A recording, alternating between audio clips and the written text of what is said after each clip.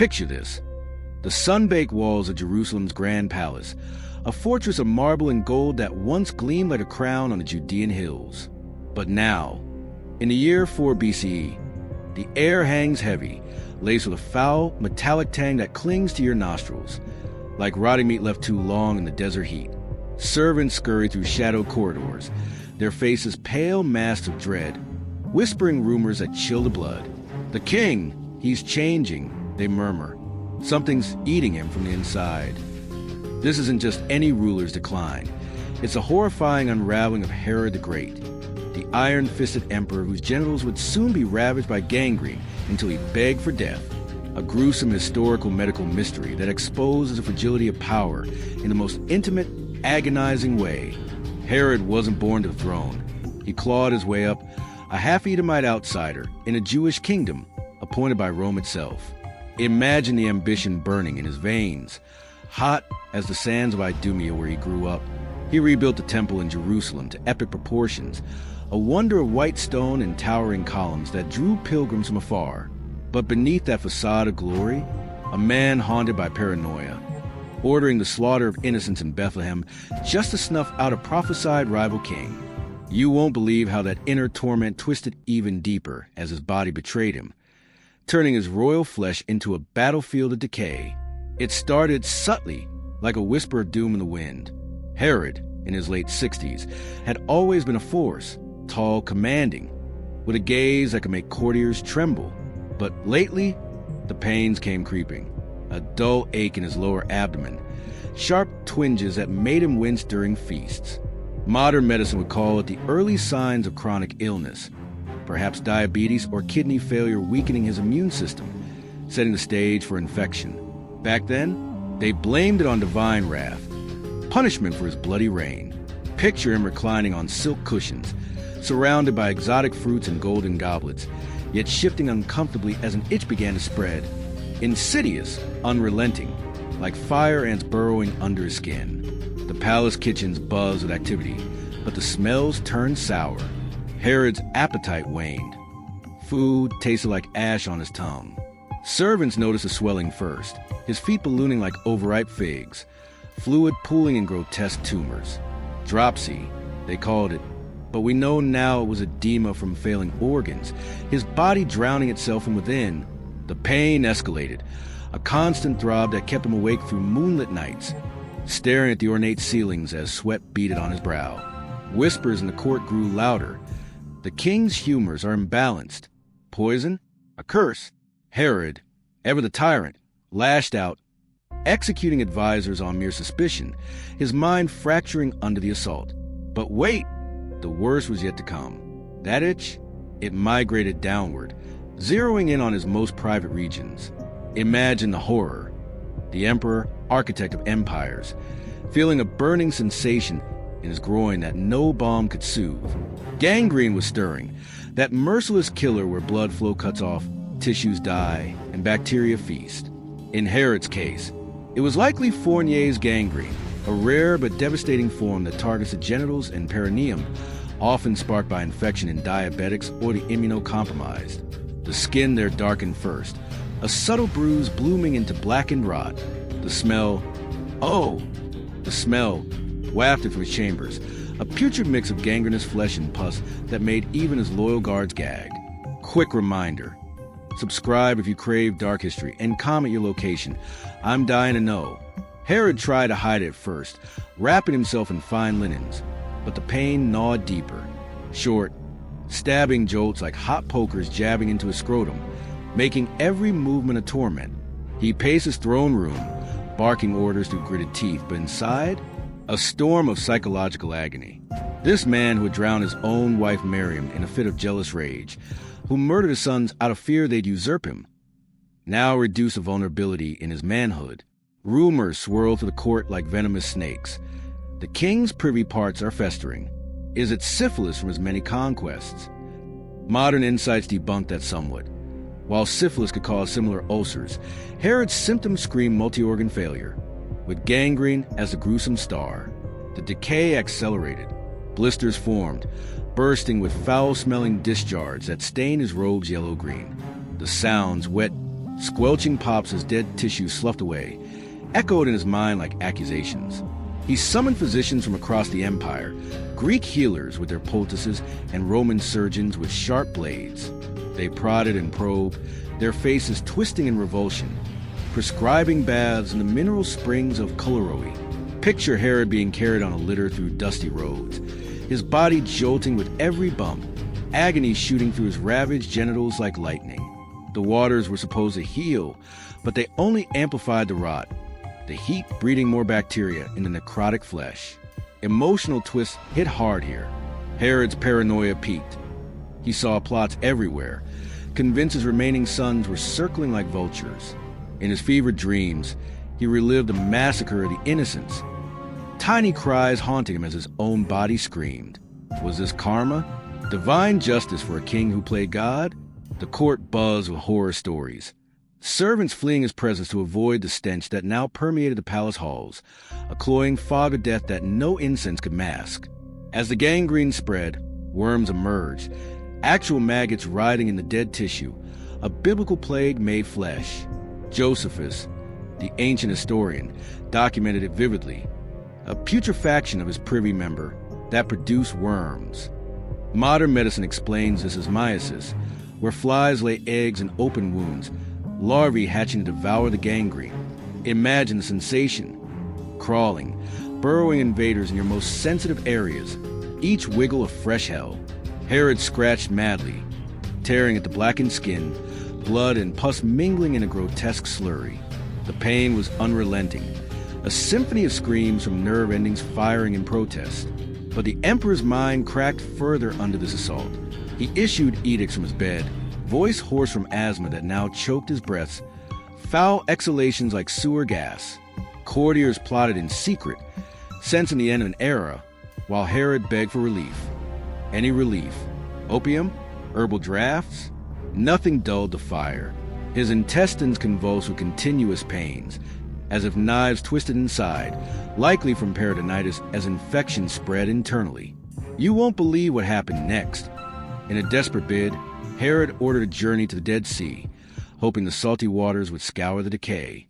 But as he submerged, the brine seeped into open wounds, igniting an inferno that made him howl like a beast. The gangrene had claimed more territory, his testicles swollen to bursting, skin splitting to reveal raw, rotting muscle beneath. And just when you think it couldn't get worse, Herod's thoughts turned to suicide. But his guards thwarted him, loyal to the last. The palace, once a symbol of unyielding power, now echoed with his pleas for death. How much more could one man endure before breaking completely? Stay tuned. What twisted act of tyranny did Herod commit in his final, gangrene-riddled days that shocked even his hardened empire? The litter-bearers stumbled over rocky paths, their shoulders slick with sweat under the merciless Judean sun. Herod, swayed in heavy robes despite the heat, lay curled on the cushions like a wounded animal, each jolt sending fresh waves of fire through his ruined groin. The gangrene had spread beyond the genitals now, creeping up the inner thighs in dark, necrotic streaks, the flesh sloughing away in wet sheets.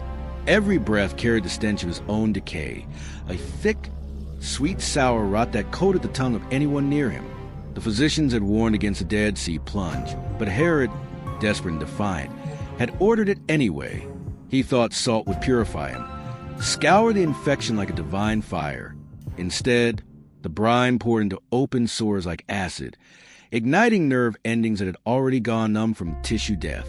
The scream that tore from his throat echoed across the barren shores, a raw, animal sound that silenced even the gulls circling overhead. Back in the palace, the court fractured.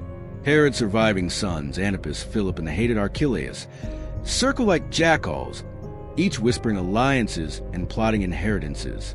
Courtiers who once bowed low now averted their eyes when the king's litter returned, the smell preceding him like a herald of doom. Josephus records that the worms multiplied, wriggling visibly beneath the skin of his abdomen, a living carpet of larvae devouring the emperor from within.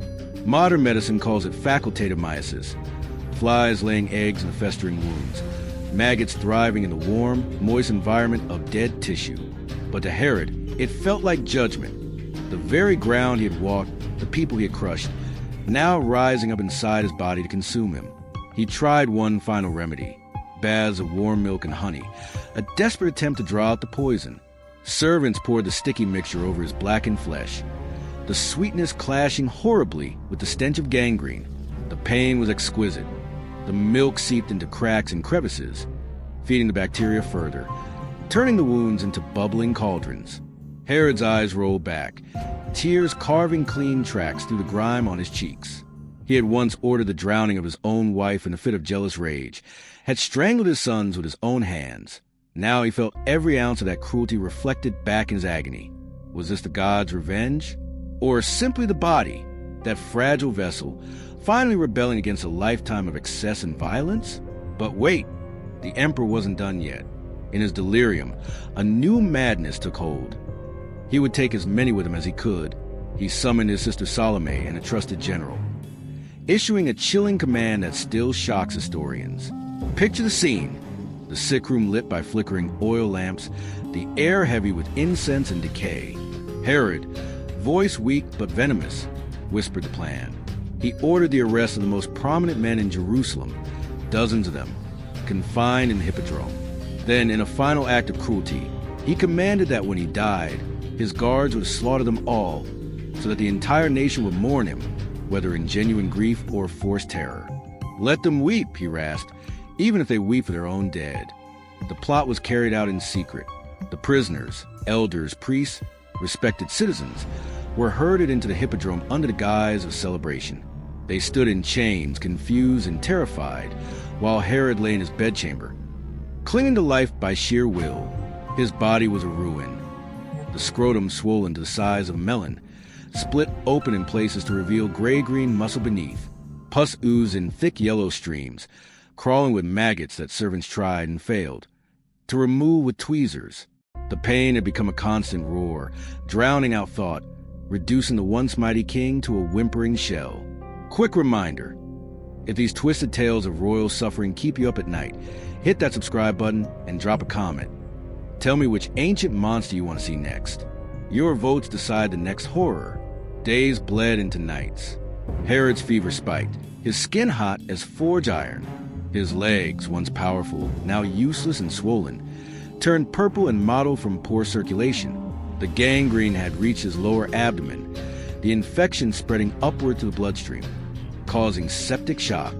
Modern doctors would recognize the signs instantly: tachycardia, hypotension, confusion, classic symptoms of overwhelming bacterial infection. Back then, they could only watch as the emperor's body began to shut down.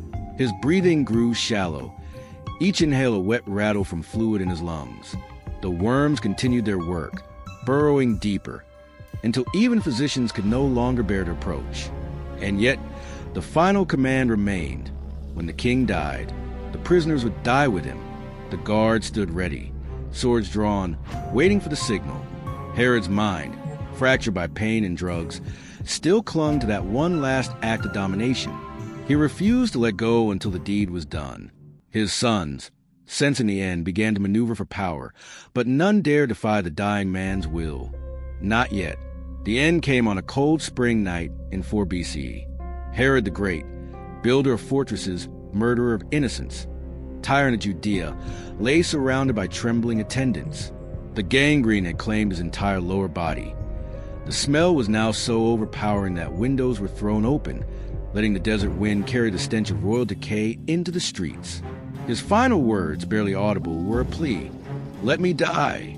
But death, like everything else in his life, came on his terms, slow, excruciating, and laced with cruelty. As his heart stuttered to a stop, the guards turned to the Hippodrome. The massacre was about to begin. But here's the twist that history still can't fully explain. Did they actually carry out the order? Or did the guards, seeing the king's lifeless body, finally break free of his terror? Stay with me. Next part, we uncover the shocking aftermath, the real fate of those prisoners, and how Herod's rotting empire crumbled in the shadow of his gruesome death. You won't believe what happened when the empire learned their king had finally begged for the end. The signal never came. Herod's lifeless body lay in state. The gangrene's foul work finally stilled, but his sister Salome and her husband, sensing the tide turning, intervened. They released the prisoners from the hippodrome before the guards could swing their blades. Imagine the chaos. Chains clattering to ground, men stumbling into the sunlight, eyes wide with disbelief. Whispers turned to shouts. The king is dead. No massacre. Rippling through Jerusalem like a desert storm. Josephus notes this twist with grim irony. Herod's last bid for eternal mourning failed spectacularly, replaced by quiet relief among the people he had terrorized. Instead of wails of the slaughtered, there were murmurs of cautious joy, a collective exhale from a nation long under his boot. But the empire didn't crumble overnight. It festered, much like Herod's body had. His sons, those scheming shadows, pounced on the inheritance. Archelaus, the eldest and most ruthless, claimed Judea, Samaria, and Idumea, but his rule was a pale echo of his father's tyranny. Picture the funeral procession. A lavish spectacle Herod had planned himself, his corpse embalmed in spices to Maserat, carried on a golden bier studded with gems. Slaves and soldiers marched in formation, the air thick with incense battling the lingering stench of decay. Yet beneath the pomp, cracks showed. Riots brewing in the streets. Pilgrims at Passover demanding justice for the executed rabbis Herod had burned alive in his final paranoid fits. Archelaus quashed the uprising with Roman efficiency, crucifying 2,000 rebels in a bloodbath that stained the temple courts. But this only fueled the fire. Delegates sailed to Rome, pleading with Augustus to depose the new ethnarch. He's his father's son, they argued, cruelty in his blood.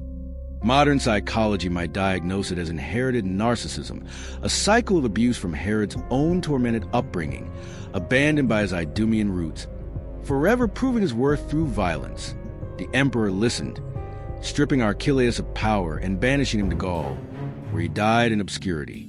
Judea fell under direct Roman rule, a powder keg that would explode decades later.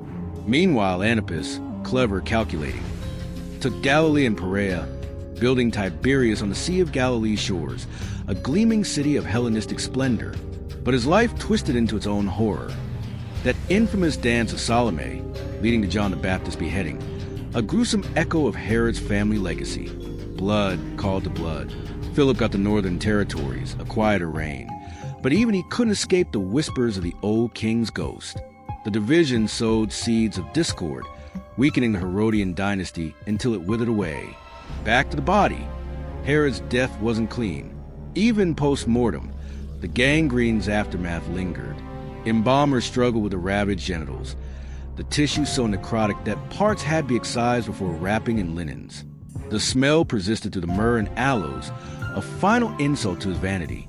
Buried in Herodium, his fortress palace rising like a volcanic cone from the desert, Herod's tomb was a monument to hubris. Vast chambers stocked with treasures, guarded by traps.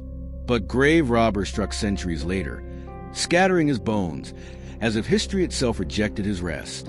Emotional layers peel back here. Herod, the builder who reshaped Judea, left a legacy of marvels tainted by madness. The Second Temple's grandeur, his doing, yet overshadowed by the infanticide in Bethlehem, a story that bled into Christian lore, painting him as the ultimate villain. Was his suffering atonement? Modern medical hindsight suggests a cocktail of horrors: diabetes mellitus leading to peripheral vascular disease, then Fournier's gangrene from a perineal abscess, compounded by renal failure and atherosclerosis. Symptoms matched: intense pruritus, that maddening itch, scrotal edema turning to necrosis, the infamous worms as secondary infestation. Pain levels? Off the charts, comparable to third-degree burns over sensitive areas. Nerves screaming until overload shut them down. Court rumors evolved post-mortem. Some said his genitals rotted as punishment for his sexual excesses. 10 wives, countless concubines, syphilis whispers persisting despite evidence pointing elsewhere. Others saw it as biblical justice, echoing Deuteronomy's curses for the wicked. The Lord will smite thee in the knees and in the legs with a sore botch that cannot be healed, from the sole of thy foot unto the top of thy head. Herod's inner torment? Profound. In his last days, he had wept openly, regretting the murders of his sons, yet too far gone to stop the machine of paranoia he'd built. But wait, the worst revelation came from unearthed accounts. Herod didn't just beg for death, He attempted it multiple times. First, a knife hidden under his pillow, wrested away by a guard. Then, an order be thrown from a tower, defied by his attendants. The pain had driven him to madness, his mind fracturing into hallucinations where ghosts of Miriam and his executed children clawed at his rotting flesh. The sounds, his own guttural moans blending with the maggot's subtle squirms, haunted the palace long after. Quick reminder, subscribe if you crave dark history, and comment your location. I'm dying to know. As the empire splintered, external threats loomed. Rome tightened its grip, installing procurators like Pontius Pilate, whose own cruelties would intersect with another king's fate. Herod's descendants faded. Agrippa I, his grandson, briefly reunited the kingdom but died gruesomely. Struck by an angel, eaten by worms, per Acts of the Apostles, a poetic parallel to his grandfather's end. Was it the same gangrenous fate? Likely peritonitis from a burst appendix, but the symbolism stuck. Power's decay, literal and metaphorical. Reflect for a moment on power's fragility. Herod the Great started as a survivor, outmaneuvering Cleopatra and Mark Antony, aligned with Octavian to become king. He fortified Masada, built Caesarea's harbor, an engineering marvel defying the sea.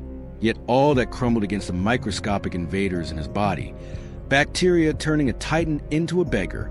It's a gruesome reminder. No crown shields against a rot within, whether from disease or despotism. Empires rise on ambition, fall on hubris, leaving only bones and cautionary tales. The news of Herod's death spread like wildfire through provinces. Messengers on horseback raced to Damascus, Alexandria, Rome itself. In Bethlehem, survivors of the massacre, those who had hidden their infants, raised quiet toasts. Priests in the temple offered sacrifices of thanks. The heir finally free of the tyrant's shadow. But in the palaces of his sons, the scheming intensified, each plotting to outdo the father's legacy without inheriting his curse. You won't believe what archaeological digs revealed centuries later. Herod's sarcophagus, smashed to pieces, his remains vanished. Was it robbers, or a final act of vengeance from those he wronged? Hang on. What hidden chamber in Herodium holds a key to his true medical mystery, and how did it rewrite history's view of his emperor's begging end? In 2007, archaeologist Ehud Netzer stood atop Herodium's artificial mountain, the desert wind whipping his face as he stared at the shattered fragments of a crimson porphyry sarcophagus. This was it, Herod's tomb, smashed to pieces in the 1st century CE, likely by Jewish rebels during the Great Revolt of 66 to 70 CE. They hated him that much. The lid lay in chunks, the royal insignia defaced, bones scattered or gone entirely. No golden crown, no intact mummy, just violent erasure. Netzer's team sifted through the rubble for years, finding only traces. A few teeth perhaps, and the echo of a tyrant's final scream. But the real medical rewrite came later, when historians cross-referenced Josephus with modern pathology reports on similar cases. Herod's symptoms: chronic itching turning to gangrenous ulceration, massive scrotal swelling, worm infestation, dropsy, asthma, intestinal convulsions, point overwhelmingly to end-stage complications of untreated diabetes and atherosclerosis, culminating in Fournier's gangrene. The worms? Not divine punishment, but blowfly larvae thriving in necrotic tissue that no ancient physician could debride properly. The pain? Comparable to being flayed alive in the most sensitive region imaginable, day after day, with no morphine, no antibiotics, no mercy. He begged for death because the human body simply isn't built to endure that level of sustained agony without shattering the mind. Picture the final hours again. Herod alone in the dim chamber, the oil lamps guttering, the stench so thick it felt like drowning in his own rot. His voice, once thunder in the courts, reduced to a cracked whisper. Enough. Let it end. Guards stood silent, too terrified to grant the mercy stroke. Somewhere in the palace, Salome wept, not for her brother, but for the monster he had become. Outside, Jerusalem slept uneasily, unaware that the man who had shaped its skyline and stained its soil was finally, mercifully gone. Power's fragility stares back from every corner of this story. Herod rebuilt the temple into one of the ancient world's wonders, engineered harbors that defied the sea, turned barren hills into fortified palaces. Yet in the end, microscopic bacteria, Clostridium streptococcus, the invisible armies of decay, toppled him more surely than any Roman legion or Jewish revolt ever could. His empire fragmented within a generation. His bloodline faded into footnotes, his very bones desecrated and lost. All that remains are ruins baking under the sun, and a cautionary tale whispered across millennia. Absolute power may build monuments, but it cannot command the flesh. The palace that once gleamed with marble and gold now lies in dust. Herodium's theaters and pools are silent. Masada's ramparts echo only with tourist footsteps, and the Western Wall, part of Herod's grand platform, stands as the last living witness to his ambition. Pilgrims touch its stones, unaware that the man who raised them died screaming, his genitals devoured by gangrene, begging for a death that came too slowly.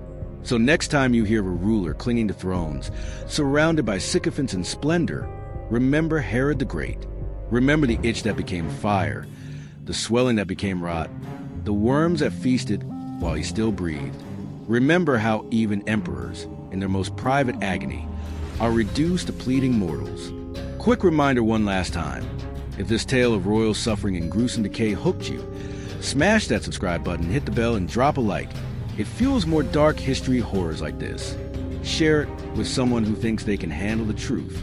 And comment below, which ancient ruler's twisted death should I unravel next? Because power always rots in the end. Sometimes, it just starts from the inside.